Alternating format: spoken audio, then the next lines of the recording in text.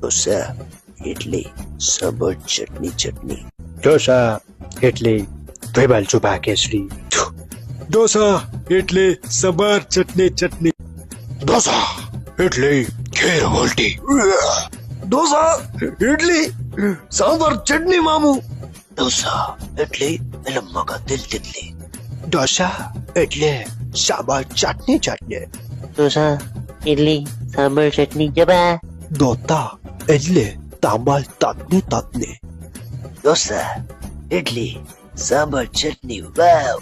જાની ઢોસા એટલે સંભાર તીખી ચટણી.